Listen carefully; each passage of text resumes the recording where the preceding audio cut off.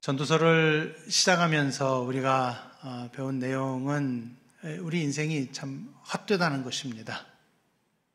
인생은 헛되다라는 것을 우리가 생각을 해야 하는데, 이 헛됨이라고 하는 것이 어디에서의 헛됨인가를 생각을 해보면은 우리가 배웠던 대로 해 아래에서의 타락한 인생이 헛되다는 것입니다. 그래서 전도서를 읽으면서 오해하지 말아야 될 것은 우리 성도들에게 주어져 있는 이 땅에서의 삶은 절대 헛되지 않습니다. 다만 해 아래에서 하나님을 모른 채 하나님을 모른 채로 살아가고 있는 인생들에게만 그 삶이 헛될 뿐입니다. 왜 그렇습니까? 그들은 시간 안에 갇혀 있습니다. 태어나면은 그때부터 시작하여서 죽음을 향하여 달려가는 인생인 것이고, 그리고 이러한 공간 안에서 좀 벗어나고 싶지만은 절대 벗어날 수 없기 때문에 이 해 아래에서 나타나는 모든 그 타락한 인생의 특징들을 다 경험하면서 살아가기 때문에 그러한 인생들의 노고를 통하여서 늘 슬퍼하며 아파하며 힘들어하는 삶을 살아가고 있습니다. 그런 상황에서 우리가 건짐을 받았기 때문에 우리 인생은 헛되지 않습니다. 헛된 인생 속에서 건짐을 받았다는 것은 헛되지 않은 자리로 하나님께서 우리를 불러내셨다는 것을 의미하는 것입니다. 그래서 우리는 이 이야기를 6장까지 계속 들어왔습니다. 1장 2절에서 말했던 바가 무엇이냐면 헛되고 헛되며 헛되고 헛되니 모든 것이 헛되도다, 이 선언을 했고, 이 선언에 대한 설명이 6장까지 지금 계속되어 왔던 것이고, 3절에서는 또 이렇게 질문을 했었지요.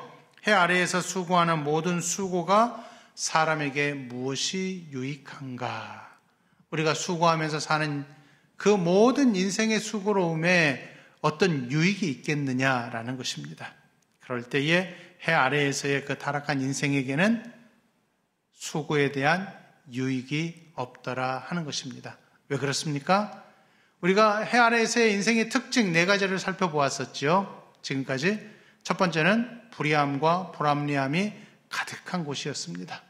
그리고 거기에서는 누구든지 위로 올라가고 싶은 마음이 가득하기 때문에 다른 사람들을 학대하고 짓밟고 그래서 올라가려고 하는 모습들이 있다라는 것도 배웠습니다. 그 다음에 인생은 나약하기 때문에 모든 것을 갖고 있어야, 움켜잡고 있어야 거기에서 안심할 수 있다는 그러한 특징도 배웠고, 마지막으로 4번째로는 무엇을 배웠습니까? 인생에게 만족함이 없더라 하는 것입니다. 그것은 사실 우리도 세상에 영향을 받다 보니까 우리 성도들에게도 이러한 4가지 특징들이 고스란히 지금 아직도 남아 있어요. 내가 하나님의 백성으로 살아간다 할지라도 하나님의 백성임에도 불구하고 세상에서 살고 있기 때문에, 세상에 영향을 받기 때문에, 그리고 어쩌면 세상이 또 좋기도 하기 때문에 그러한 4가지의 특징들이 우리 속에 고스란히 남아 있어서 하나님을 믿는 믿음도 있고 세상의 특징도 있으면서 이 2가지가 공존하니까 우리가 과연 어떻게 살아가야 하는지 모른 채 그저 수박 겉핥기 식으로 우리가 우리의 신앙을 만들어가는 경우도 있더라 하는 것입니다. 이것이 바로 전도서가 우리에게 지금 고발하고 있는 것이라 하는 것이지요. 그래서 우리가 잊지 말고 이 전도서 1장부터 6장까지 해서 꼭 기억해야 될 2가지가 있습니다. 하나는 이 세상은 변하지 않는다는 것입니다. 특별히 1장 4절부터 7절까지 해서 우리가 배운 바가 무엇이냐면 이 자연세계는 고대로부터 지금까지 앞으로도 우리 주님 오실 때까지는 계속 있을 것입니다. 해도 있을 것이고 땅도 있을 것이고 바람도 있을 것이고 강물도 그대로 있을 것입니다. 또 무엇이 그대로 있겠습니까? 우리 인간이 가지고 있는 모든 욕심들도 다 그대로 있을 것입니다. 거기에 보게 되면은 인간의 노력도 있을 것이고 수고로움도 있고 욕심도 있고 갈망도 있을 것입니다. 등등등 해서 이런 모든 해 아래에서 사는 인생들이 가지고 있는 그 특징들은 똑같이 유지되고 있어요. 다만 무엇이 바뀌느냐 하면은 세대만 바뀔 뿐입니다. 우리가 태어나서 살다가 가는 이 한 세대 속에서 나만 왔다가 갈 뿐이지 고대로부터 시작하여서 계속해서 모든 인생은 지금 그 자리에 그대로 있어요. 그리고 이러한 악한 해 아래에서의 그 타락한 특징들을 그대로 보이고 있습니다. 이것이 바로 변하지 않는 진리라 하는 것입니다. 그러나 하나님께서는 분명히 무엇을 하고 계시느냐 하면은 당신의 주권으로 인생에게 한계를 정해 놓으셨어요. 그래서 10절 하반절에 보게 되면은요, 자기보다 강한 자와는 능히 다툴 수 없느니라 이렇게 선포하고 있죠. 자기보다 강한 자라고 하는 것은 여기서 강한 자는 누구를 말하느냐 하면은 창조하신 하나님을 의미를 합니다. 그러면 나보다 강하신 분이 누구이시냐? 하나님이신데 하나님께서 이 인생을 이렇게 정해 놓으셨다는 거예요. 그래서 10절에 보면은 이미 있는 것은 무엇이든지 오래전부터 그의 이름이 이미 불린 바 되었고 또 사람이 무엇인지도 이미 안 바 되었다 그랬어요. 그러니까 우리가 굳이 경험하지 않아도 우리의 조상적부터 내려오는 그 인간의 모든 특징들을 우리는 배워서 알고 있고 또 한 가정을 세웠을 때에 부모가 이제 자녀를 낳았을 때 부모로부터 자녀에게 물려주는 그러한 부모의 특징, 부모가 가진 특징이 아니라 부모라는 그 인생이 가진 특징을 자녀에게 고스란히 물려주더라 하는 것입니다. 그것이 바로 이 땅에서 사는 모든 인생이 지금 소유하고 있는 특징이에요. 그런데 그것을 타락한 인생에게 하나님께서 정해 놓으셨기 때문에 그것을 인간이 바꿀 수가 없더라 하는 것입니다. 더욱이 하나님께서 강하신 분으로서 인간에게 이 시간의 한계를 정해 놓으셨기 때문에 이 속에서 사는 인생이 아무리 그 시간을 벗어나고자 할지라도 그 시간을 절대 벗어날 수 없습니다. 어쩌면 잠깐 그 노화되는 부분을 늦출 수는 있겠지요. 요즘 과학자들이 인간의 노화를 연구하면서 DNA, 인간이 이제 23개로 되어 있잖아요. 23개 쌍으로 되어 있는데 그 중에 어떤 것이 인간의 노화를 담당하고 있는가? 그것만 찾아내서 그것만 고치면 인간은 오래 살 수 있다. 늙지 않을 수가 있다. 눈가에 주름이 많이 생기는데 여기다 아무리 약을 발라도 이제는 소용이 없더라. 이러한 것들을 과학자들이 또 만들어낼 수 있지 않을까, 아니 찾아낼 수 있지 않을까 하는 그런 생각을 하기도 합니다. 이 세상 사람들이 갖고 있는 모습이에요. 또 요즘에는 냉동인간이라는 표현도 있죠. 육신에 어떤 병이 들었는데 지금의 의술로는 고칠 수 없을 때 인간을 냉동시키고 몇백 년 후에 깨어나면은 그때 의술이 발달하면은 그 의술을 가지고 그 사람을 이제 냉동해서 해동시키고 치료해서 또 수술을 해서 그 사람이 다시 살 수 있도록 하는 것. 이런 생각들을 인생들이 가지고 있는데 우리가 볼 때는 어떻습니까? 그러한 생각들이 얼마나 허무한가라는 것을 우리가 충분히 말하지 않아도 알 수가 있습니다. 그게 바로 전도서 1장 2절에서 솔로몬이 말한 바예요. 헛되고 헛되며 헛되고 헛되니 모든 것이 헛되도다 했습니다. 그래서 과학이 아무리 발달한다 할지라도 하나님께서 정해놓으신 한계를 인간은 벗어날 수가 없는 것입니다. 이것이 바로 1장부터 6장까지 시작을 해서 솔로몬이 우리에게 가르쳐준 바예요. 그렇다면 이 이야기를 들었을 때 1장부터 6장까지의 이 내용을 충분히 우리는 들었습니다. 그러면 여기에서 이제 우리에게 나타나는 한 가지 질문이 생깁니다. 그러면 우리는 어떻게 살아야 하는가? 이것입니다. 우리가 성도로 부름을 받고 하나님의 백성으로 부름을 받은 이 자리에서 해 아래에서의 타락한 인생의 특징을 우리가 들었다면은 이제 우리가 갖고 있어야 될 질문은 딱 하나예요. 그러면 우리는 어떻게 살 것인가? 이것입니다. 해 아래에서 하나님의 백성으로 산다는 것이 어떤 의미를 갖고 있는가? 이것을 우리 스스로에게 질문을 해야 할 것입니다. 프란시스 셰퍼라고 하는 신학자가 있습니다. 이분이 이 책을 썼어요. 그는 이제 기독교 세계관을 연구하면서 여러 가지 많은 책들을 썼고, 크리스천 다이제스트에서 그분의 책을 5권으로 합본하여서 이제 출판을 했는데, 그 책 가운데 거의 마지막 책에 보게 되면은 기독교 서구관이라고 하는 책이 있습니다. 거기에서 그가 간략하게 서양 역사를 기술한 후에 역사나 철학이나 신학이나 문화가 파탄이 난 이 시대를 향하여서 이렇게 질문을 하고 있습니다. 잘 들어보시기 바랍니다. 사람들은 자신들이 깨닫는 것보다 더 일관되게 자신의 세계관을 토대로 행동한다. 문제는 외적인 것이 아니다.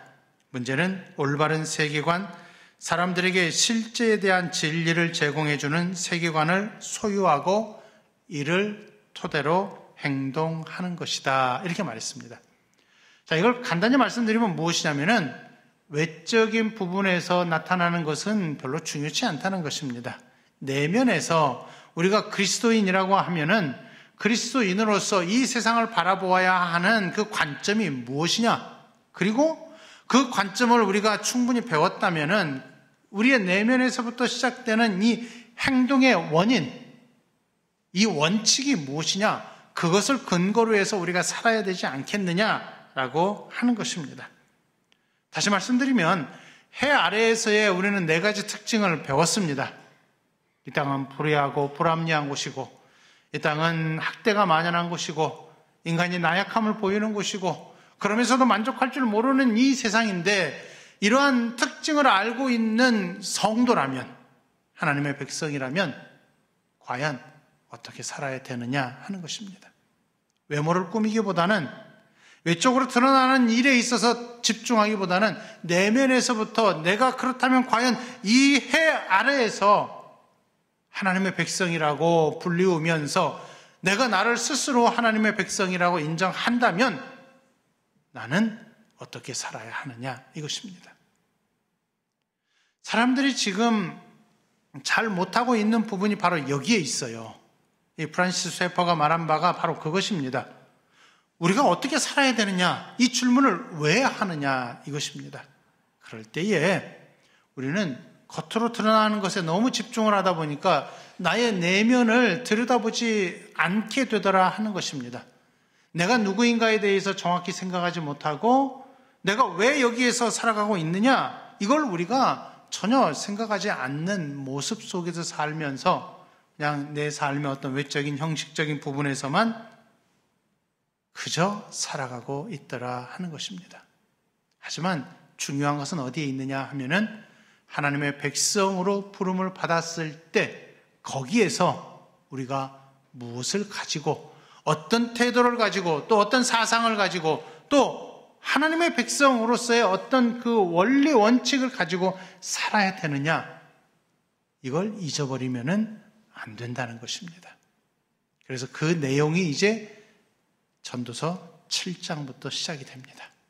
그래서 1장부터 6장까지에서는 솔로몬이 무엇을 말하고 있느냐 하면 해 아래에서의 특징이 여러분 이렇습니다 라고 보여주고 있고, 그러면 여러분 하나님의 백성이라면 여러분 이렇게 살아야 됩니다 라고 7장부터 12장까지 우리에게 가르쳐주고 있는 것입니다. 그래서 이 가장 중간에, 이 한 중간에 6장 10절부터 12절까지의 내용을 기록을 한 것이고, 이 중에서 핵심이 되는 부분이 바로 12절입니다.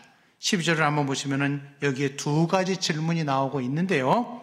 첫 번째 질문이 무엇이냐 하면은 헛된 생명의 모든 날을 그림자같이 보내는 일평생에 사람에게 무엇이 낙이냐 하는 것입니다. 그리고 두 번째는 그 후에 해 아래에서 무슨 일이 있을런지 누가 능히 그에게 말할 수 있겠느냐라는 것입니다. 이 2가지가 우리가 하나님의 백성으로 이 땅에서 살아가면서 꼭 가지고 있어야 될 질문들이고, 이러한 질문들에 대한 대답이 이제 7장부터 쭉 나오게 되는 것입니다. 첫 번째 질문을 한번 살펴보겠습니다. 한마디로 표현하면은 사는 게 유익하냐라는 것입니다. 자, 여러분은 어떻습니까? 여러분은 여러분의 삶을 유익하다고 생각하십니까? 아니면 좀 고상하게 철학적인 질문을 좀 해보아서 산다는 것이 무엇입니까? 여러분은 왜 사십니까?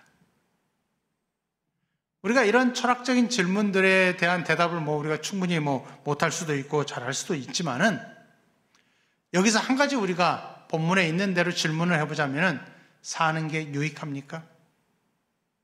여러분의 삶은 유익으로 가득 차 있습니까? 과연 그렇다라고 대답을 할 수 있을까요? 성경의 답을 우리가 먼저 받아야 되겠죠.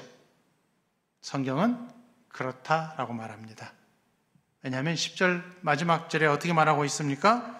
자기보다 강한 자와는 능히 다툴 수 없느니라 이렇게 말하고 있어요. 하나님께서 그렇게 정하셨기 때문에 그렇습니다.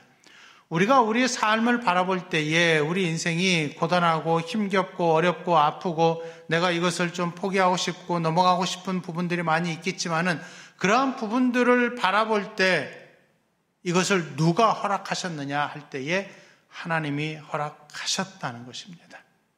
내가 지금 즐거운 때를 지나고 있습니까? 그건 당연히 하나님이 허락하셨다라고 여러분이 다 고백을 하지요. 내가 지금 힘겨운 때를 지나고 있습니까? 이건 누가 허락을 한 것입니까? 내가 그냥 당하는 것입니까? 아닙니다. 하나님이 허락하신 것입니다. 그렇기 때문에 거기에 그 사는 삶에 분명히 낙이 있는 것입니다. 그런데 해 아래에서 사는 사람들이 이것을 모른다는 것입니다. 해 아래에서 사는 사람들은 시간 속에서 갇혀 있지요. 또 공간 안에 갇혀 있지요. 그리고 그 해 아래에서의 삶의 특징을 가지고 살고 있기 때문에 자기밖에 모르는 삶을 살고 있더라 하는 것입니다. 그러다 보니까 내가 얼마나 편하면 편할 수 있느냐, 나를 중심으로 해서 모든 삶이 결정이 돼야 됩니다. 이 세상이 옛날에는 지동설이라고 해서 지구를 중심으로 해서 태양도 돌고 다른 별들도 다 돈다고 했지요. 그러나 천동설이 나타나면서부터 이 세상의 중심은 지구가 아니더라는 것입니다. 태양이 중심이고 태양 주위로 8개의 행성이 돌고 있어요. 이처럼 하나님을 만나기 전에는 내가 중심이었는데 그러다 보니까 내가 이 땅에서 얼마나 자족하면서 살 수 있느냐, 나에게 유익한 것이 무엇이냐, 나에게 기쁘게 할 만한 것이 무엇이냐, 이런 생각들을 하고 살았는데 그것을 가르쳐 줄 만한 사람이 해 아래에서 있겠느냐? 없다는 것입니다. 이것이 바로 첫 번째 질문입니다. 다시 보십시오. 12절. 헛된 생명의 모든 날을, 여기서 모든 날은 우리가 호흡하며 사는 모든 시간들을 의미합니다. 태어나면서부터 죽을 때까지인데요. 그림자같이 보내는 일평생에 그림자같이 보내요. 해가 뜨면 없어지는, 안개와 같이 사라지는 그런 아주 짧은 순간이라 하는 것이에요. 사람에게 무엇이 낙인지 누가 알며 이 땅에 사는 사람들이 이것을 알 수 있을까요?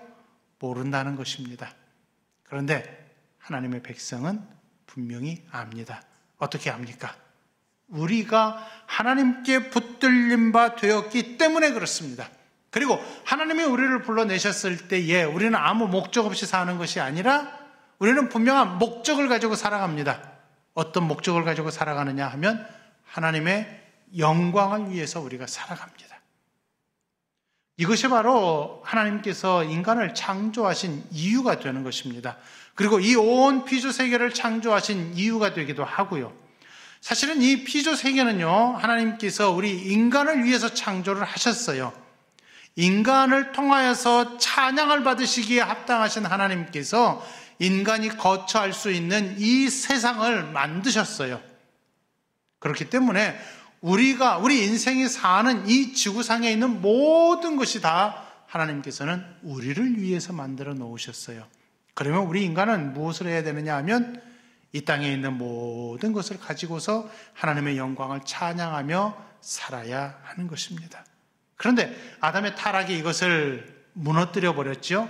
그래서 우리가 다시금 예수 그리스도 안에서 그 십자가의 보혈로 구속함을 받고 죽음에서 생명을 얻어서 건짐을 받아 하나님의 백성이 되고 나서 이 세상을 바라보니까 여기에는 죽음이 있고 어둠이 있고 아무 목적 없는 삶을 살고 있던데 나를 보니까 내가 하나님의 백성으로 부름을 받고 하나님의 백성으로서 하나님을 찬양하는 것이 나의 삶의 목적이구나라는 것을 깨닫게 된 거예요. 이 얼마나 귀하고 감사한 일이겠느냐라는 것입니다. 그래서 다시 한번 질문합니다. 여러분은 사는 것이 유익합니까? 그렇습니다. 라고 분명히 우리는 대답할 수 있어야 하는 것입니다. 여기에 하나님의 백성이라는 증거가 나오는 거예요. 아이고, 하나님이 나한테 뭐 아무것도 안 해주시는데 내가 하나님 믿는다고 그렇게 오래도록 기도하고 찬송하고 또 예배드리고 그랬는데 하나님은 나를 버리신 것 같아. 이런 생각하시면은 안 됩니다. 그건 성도의 모습이 아니에요. 그것은 세상 사람들과 똑같은 모습으로 사는 것밖에 되지 않아요. 아까 처음에 말씀을 드렸잖아요. 하나님의 백성이라고 하면서도 세상의 영향을 받다 보니까 세상의 영향이 하나님의 백성을 감싸고 그러다 보니까 속에는 믿음이라는 것이 자그마하게 그 씨가 있어 보이지만 겉으로 볼 때에는 믿음이 전혀 보이지 않는 모습 이렇게 되어버리고 마는 것입니다. 그러니 낙이 있을 수가 없지요. 그러나 우리는 본질로 들어오고 내면으로 들어와서 보게 되면은 우리에게는 분명한 낙이 있어요. 아름다움이 있고 기쁨이 있어요. 올 한 해의 표어처럼 하나님의 평안을 누리는 교회인데 이 평안함이 우리에게 분명히 있다는 것입니다. 베드로전서를 우리 상반기에 배우면서 배운 바가 무엇이냐 하면은 이 평안이라고 하는 것은 내가 원하는 평안이 아니라 하나님이 정해 놓으시고 하나님이 허락하시는 평안이라고 했지요. 그러면서 우리 성도는 모두가 다 하나님 품 안에 있기 때문에 이미 이 평안함이 있다는 것입니다. 그렇기 때문에 우리 성도는 이 평안을 누릴 수 있는 귀한 존재가 되었다는 것이 베드로가 우리에게 가르쳐주는 거였어요. 그리고 이 전도서를 통하여서 다시 한번 쭉 살펴보는 것은 해 아래에서 사는 인생에게 하나님께서 이렇게 복을 주셨구나, 나를 거기에서 이렇게 건져내셨구나 하는 것을 우리로 지금 깨닫게 하시는 것입니다. 그러니 세상 밖에 나와서 세상을 바라보니까 다른 것입니다. 거기에는 분명히 하나님이 계시지 않구나, 나는 지금 하나님과 함께 있구나, 이것을 아는 것입니다. 그 다음에 두 번째 질문이 무엇이냐 하면은요, 그 후에 해 아래에서 무슨 일이 있을 것을 누가 능히 그에게 고하리요, 이렇게 말하고 있죠. 그 후에는 이 땅에서 호흡을 하는 모든 날이 끝난 후를 말합니다. 그것은 이제 우리의 죽음 이후를 말하는데요, 우리 개인에게 있어서는 어떻습니까? 개인에게는 나의 죽음을 끝으로 해서 내 삶은 이 땅에서는 끝납니다. 그러나 처음에도 말씀드렸지만은 세대마다 계속 연결이 되어서 과거에 있었던 것이 지금도 있고 또 미래도 있을 것입니다. 거기에는 무엇이 들어있느냐 하면 인생들이 가지고 있는 모든 특징들이 다 들어있어요. 인간의 갈망, 욕심, 장수하고 싶은 마음, 그리고 재산을 축적하고 싶은 마음, 그런 욕심들이 과거 세대나 현재 세대나 미래 세대나 모두가 다 똑같이 가지고 있어요.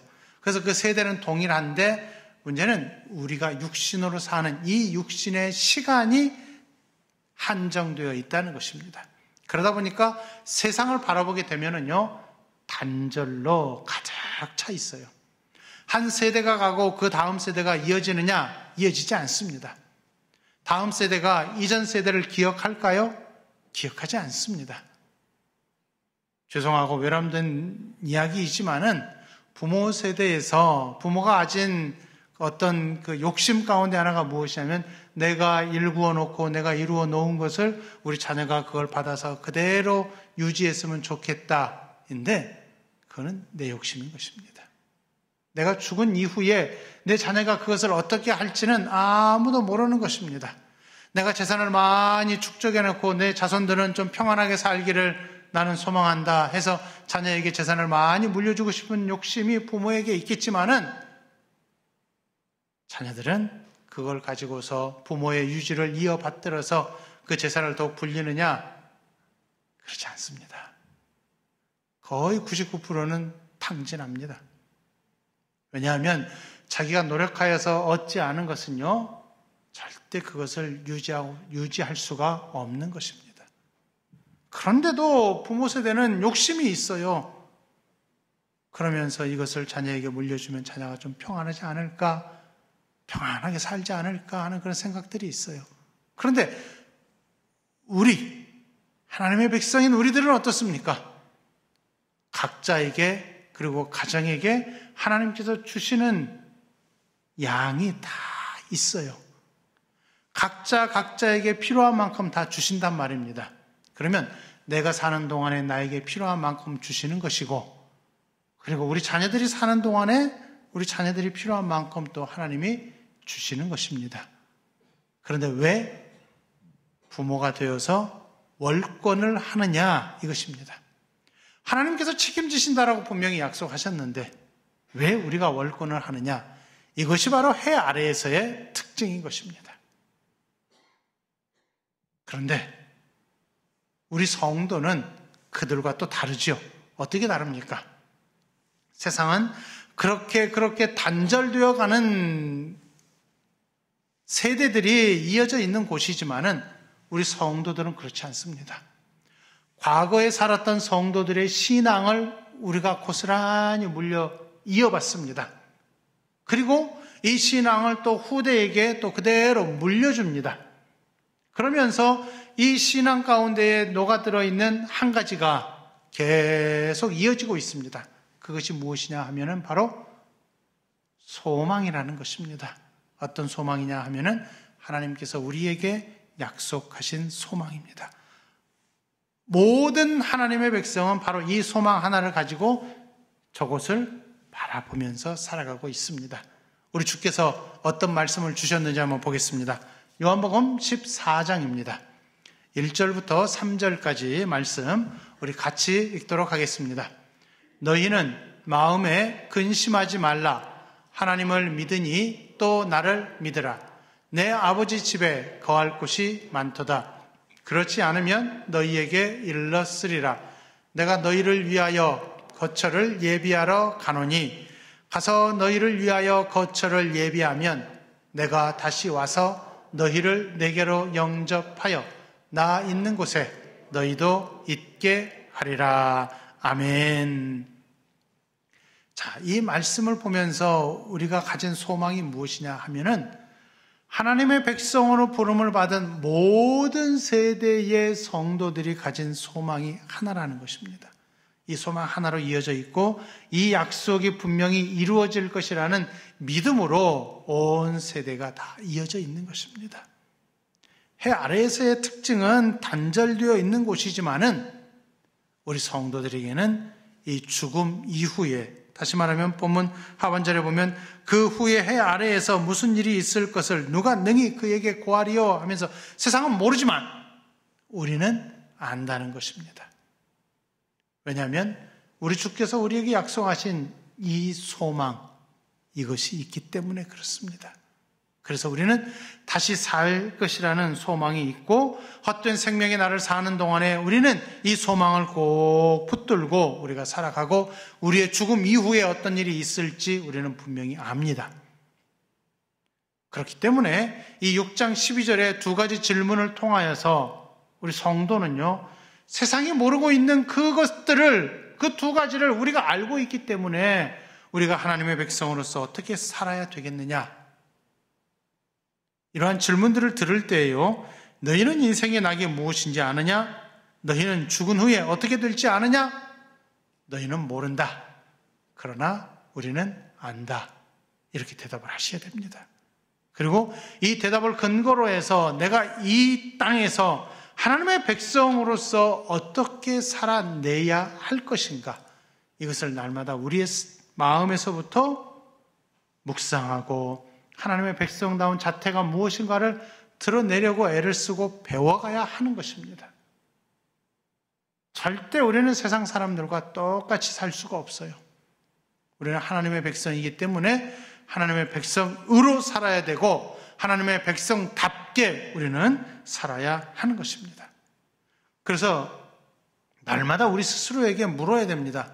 그렇다면 나는 성도로서 이 해 아래의 삶에서 어떻게 살아야 할 것인가?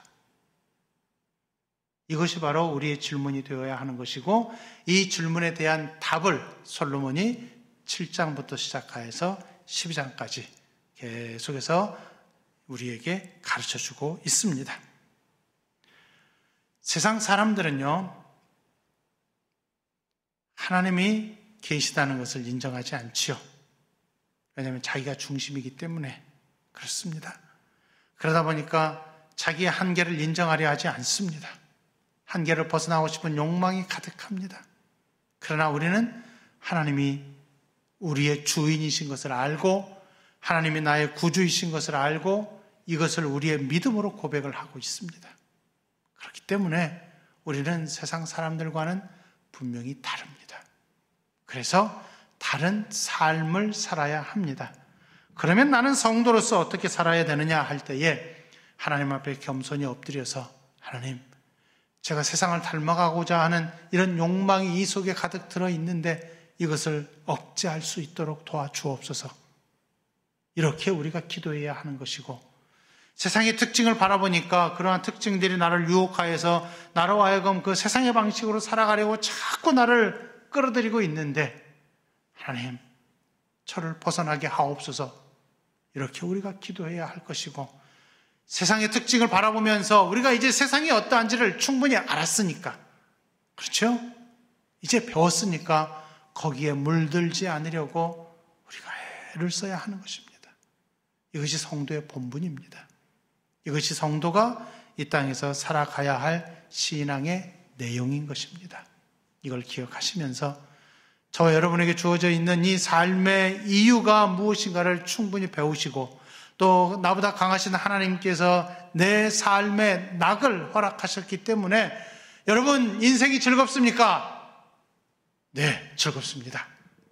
이 대답을 꼭 할 수 있기를 바랍니다. 이것이 바로 하나님께 영광을 돌리는 것입니다. 입술로, 마음에서는 힘들어갖고 죽겠으면서 겉으로 하나님 찬양합니다, 하나님 영광 돌립니다가 아니에요. 내 인생 자체를 바라보면서 이 삶이 얼마나 의미가 있느냐를 충분히 깨닫고, 하나님의 백성으로서 내 삶을 하나님이 주관하시기 때문에 나는 헛된 삶을 살지 않는다, 나는 즐거운 삶을 산다, 나는 낙이 있는 삶을 산다, 나는 하나님이 꼭 붙드시는 삶을 산다, 그렇기에 내 인생은 참으로 의미가 있으며 나는 하나님께 붙들려서 참으로 즐거운 인생을 산다, 이 고백을 할 때에 하나님이 영광을 받으십니다. 이것을 기억하는 우리 성도들이 되시기를 바라고, 이러한 고백을 통하여서 항상 하나님과 동행하며 하나님의 기쁨이 될 수 있는 우리 성도들이 다 되시기를 간절히 바라겠습니다. 기도하겠습니다. 하나님 아버지, 해 아래에서의 인생의 특징을 살펴보면서 이제 앞으로 우리가 어떻게 살아야 할지 그 기본을 배울 수 있도록 하심을 감사합니다. 솔로몬의 권면을 우리가 계속 배워가고 있는데, 이 권면을 통하여서 우리가 이 땅에서 이제 성도로서 어떻게 살아야 할지 분명히 깨닫게 하옵소서.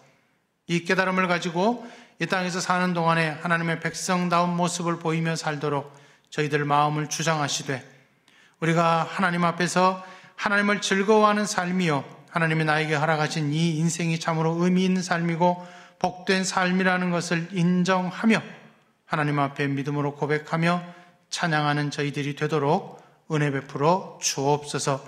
얼마나 헛된 삶을 세상이 살고 있는지 배웠사오니, 그리고 우리는 그에 반하여 하나님의 백성으로 부름을 받았기에 여기 이 땅에서 사는 삶이라 할지라도 우리는 참으로 복된 삶이고 의미 있는 삶이고 기쁜 삶이라는 것을 충분히 깨달아 감으로써 우리 성도들이 이 땅에서 사는 삶이 하나님이 기뻐하시는 삶이 되고, 그래서 그 삶을 통하여서 하나님의 영광을 드러내며 살도록 저희들을 지켜 주옵소서. 이 한 주간을 살아가면서 우리 성도들이 이 믿음을 가지고 이 귀한 신앙의 고백을 가지고 살게 하시고, 그래서 그렇다면 나는 성도로서 어떻게 살아야 할 것인가를 늘 염두에 두고 사는 우리 성도들이 되도록 은혜 베풀어 주옵소서. 예수님의 이름으로 기도하옵나이다. 아멘.